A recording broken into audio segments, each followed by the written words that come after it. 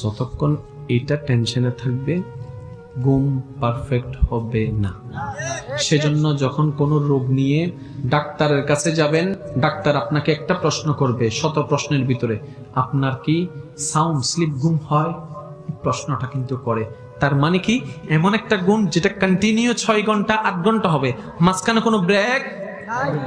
আর একটু জোরে বলেন না, মাঝখানে কোনো ব্রেক। কন্টিনিউ যদি 6 ঘন্টা 8 ঘন্টা ঘুম হয়, এটা পারফেক্ট ঘুম। কিন্তু আমাদের অনেকের ঘুম আছে কিছুক্ষণ পর পর ভেঙে যায়, কিছুক্ষণ পর পর আবার শুনলে ভেঙে যায়, একটা বারবার বিরতি আসে, আবার নতুন করে ঘুমানো লাগে, আবার নতুন করে ঘুমাতে ঘুমাতে আবার ভেঙে যায়, আবার ঘুম আসে, এটা পারফেক্ট ঘুম হয় না। সেজন্য এখন দেখেন, আপনি যখন ঘুমায় যাবেন, এই ঘুম আসে না কেন?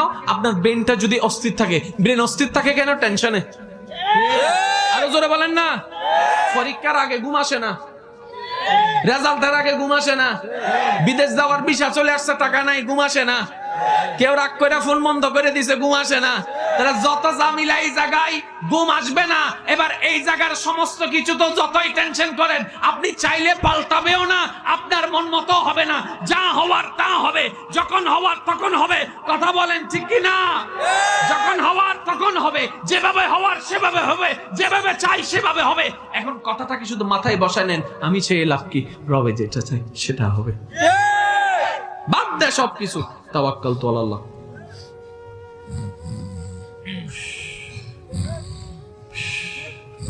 ভাষাজন বন্ধ করবো কি তারে, তুই এত টেনশনের মধ্যে ঘুমাস কেমনে?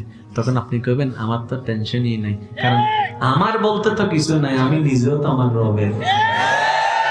আমার থাকলে না টেনশন থাকতো, আমার থাকলে না আমার বলতে তো কিছু নাই, আমার হাত আমার আল্লাহর।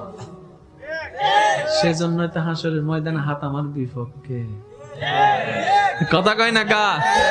চোখটা আমার হইলো আমার আল্লাহর, কেমনে? হাসরের ময়দানে চোখ আমার বিপক্ষে। তাহলে চোখ বিপক্ষে, হাত বিপক্ষে, পা বিপক্ষে, সব বিপক্ষে, তাহলে আমার বলতে কিছু যেখানে আমার দেহে আমার বলতে কিছু নাই, রুটাও আমার নাই, তো গার্লফ্রেন্ড কেমনে আমার, বউ কেমনে আমার, ব্যবসা কেমনে আমার, চাকরি কেমনে আমার, বিদেশ কেমনে আমার, জায়গা কেমনে আমার, কিচ্ছুই তো আমার নাই। তো আমারই নাই, টেনশন আর কি? আসছি একা, যাবো একা, বাকিটুকু আল্লাহ ভরসা। দুনিয়াতে থাকবো, আল্লাহর সৃষ্টির সেবা করবো, নবীকে মহব্বত করবো, আল্লাহর ভয়ে চলবো, ইবাদত করার চেষ্টা করবো, এটার নামই তো জীবন। সুবহানাল্লাহ।